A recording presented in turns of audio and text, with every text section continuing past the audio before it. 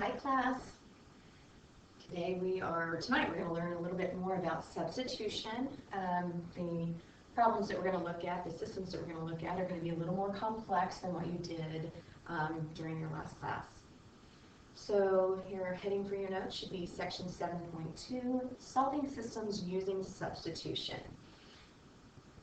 Again, from the last video, remember that substitution method requires replacing one variable with an equivalent expression containing the other variable. A system is at least two equations with the same variables. We're going to use the two equations that are going to work together to allow us to solve. Okay, let's take a look at our first example. X plus y equals 9 and 4x plus 3y equals 15. So we do have to think about which variable we need to replace. So the very first step is to look at each of our variables in both equations and choose a variable that is going to be easy to solve for. So right away I see that the 3y has a coefficient of 3. That's not going to be easy. This 4x has a coefficient of 4. That's not going to be easy to solve for. In the first equation, I have both an x and a y. Neither have a coefficient, so it doesn't matter whether I solve for x or for y. I'm just going to go ahead and choose to solve this equation for y. So to solve this first equation for y, I need to subtract x from each side. And once I do that, I'm left with y equals negative x plus 9. It's not imperative that I write the equation in slope-intercept form, but I think it's good practice, so I prefer to write the variable first.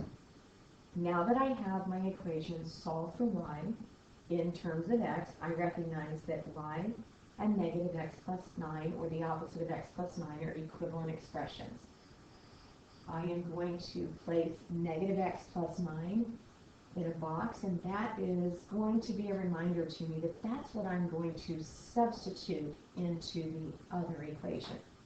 We go to the other equation, and I'm going to replace y with its equivalent expression, which I know is negative x plus 9. Okay, and now the fun begins. Now we get to solve. So notice that we are going to be required, all right, to use things such as distributing. We didn't have to do that during the first round of substitution. So solving our equations may require a little more work. 4x plus 3 times negative x, which would be minus 3x, plus 3 times 9, which is 27, equals 15. I'm going to continue to solve this equation. 4x minus 3x is 1x, plus 27 equals 15. And then to solve for x, I need to subtract 27 from each side. Once I've done that, I have x equals 15 minus 27 is negative 12. So I have half of my solution. I know that x is equal to negative 12. Okay, if I go back and I think about what order I went through, this was step 1. This was step 2, substituting that expression in. Okay, now I'm going to solve for the other variable. It's always easiest when you're using substitution to go back to the equation that you boxed. And we now know that the value of x is negative 12. But we have to be really careful because this says the opposite of x. Well, x is negative 12. Well, the opposite of a negative number is a positive number, so 12 plus 9. So y is equal to 12 plus 9, or 21. Okay, so our final step will be to write the answer or the solution. And our solution is negative 12, 21. Negative 12, 21, we're going to write that as an ordered pair. imagine if we were graphing, okay, how large of a graph we would need to find this solution. Okay, second example. X plus 4y equals 5, and 4x minus 2y equals 11. So again, I'm going to kind of do a sweep with my eyes and look at the variables and which of the equations and which variable in the equation would be easiest for us to solve for. It is not going to be 4y in the first equation because it has a coefficient of 4. I don't want to choose a variable within coefficients. It's not going to be as easy to solve for. So that leaves me, that narrows that choice down for me, because now I can see that the only variable that doesn't have a coefficient other than 1 is the first, and I'm going to solve that first equation for x. How will I do that? By subtracting 4y from each side, and once I do that, I will have x equals negative 4y plus 5. I know that x and negative 4y plus 5 are equivalent expressions. I am going to place a box, okay, around the expression that's equivalent to x, so negative 4y plus 5. Now what I'm going to do is go to the second equation, and I am going to replace x with its equivalent expression, which is also what I have boxed, negative 4y plus 5. And minus 2y equals 11. So all that I've done is replace x with what I know that it's equivalent to from the other equation. Again, this equation, to solve it, is going to require distributing. So we'll go ahead and distribute the 4. There's negative 16y plus 20 minus 2y equals 11. We're going to continue. Okay, so I'm going to combine my terms. Negative 16y minus 2y is negative 18y plus 20 will be equal to positive 11. To solve, we're going to need to subtract 20 from each side. It gives us negative 18y equals negative 9. So when we solve for y, when we solve for y, we don't divide by y, we divide by negative 18. Okay. So y is equal to negative 9 divided by negative 18, which is 1/2, or we can think of that as 0.5. Okay? All right.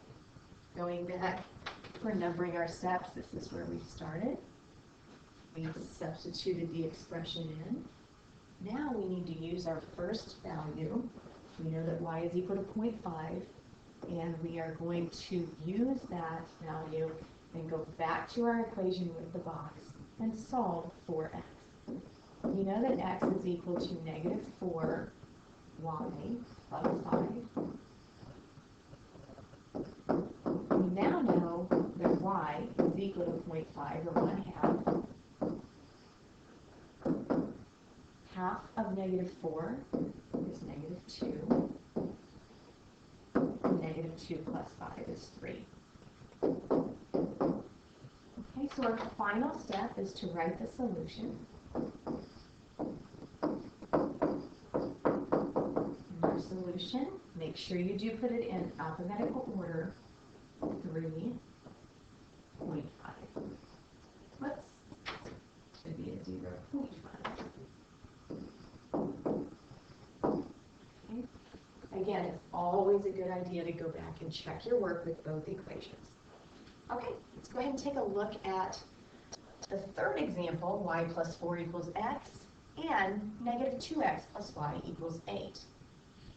Okay, as I look for a variable to solve for, I don't want to get tricked here. I always want to use the most efficient method.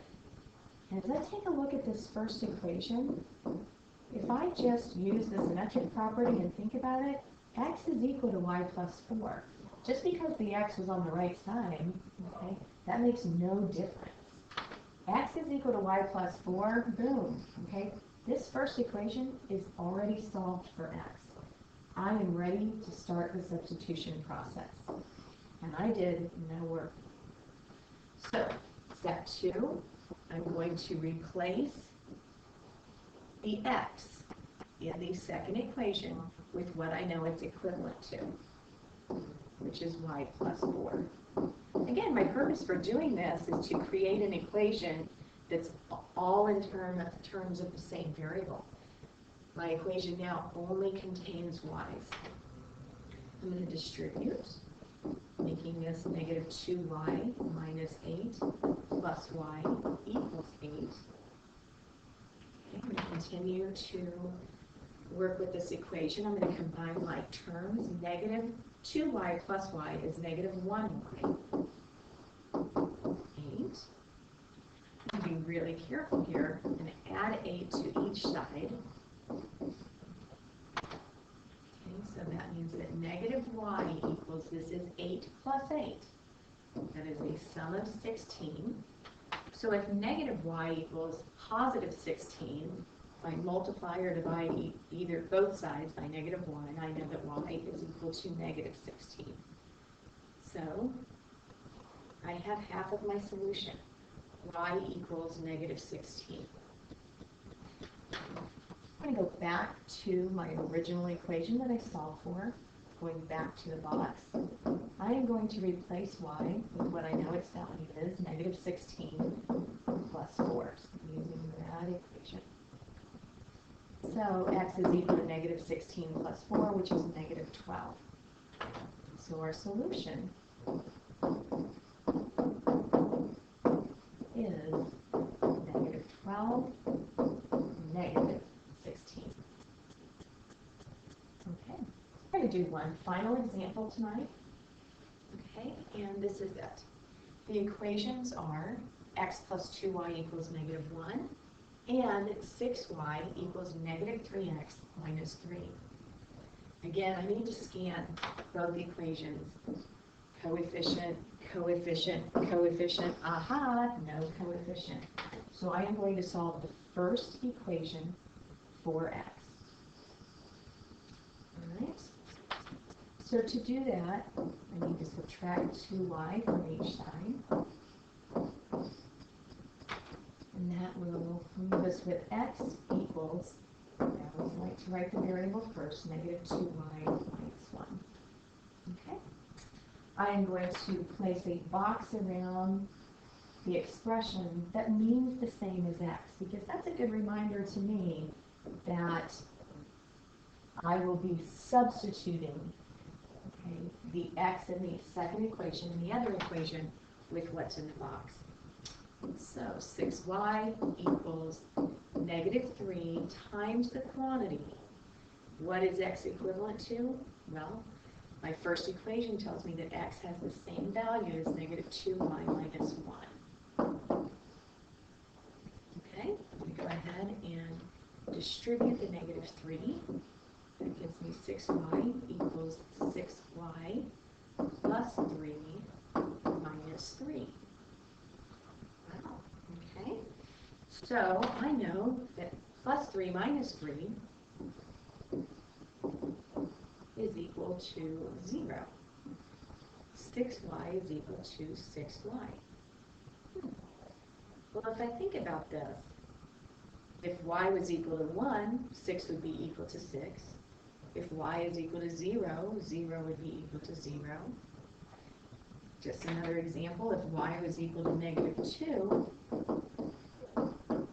this would be true. Okay, in fact, I can't think of a single value that wouldn't make this true. Okay, so because I am left with the very same expression on the right side and the left side, there is absolutely no difference between the expression on the right and the left side of the equation. This is one of those special cases. Because I'm left with the very same expression, this is our solution is that there are infinitely many solutions. Whoops. There we go. Infinitely many solutions.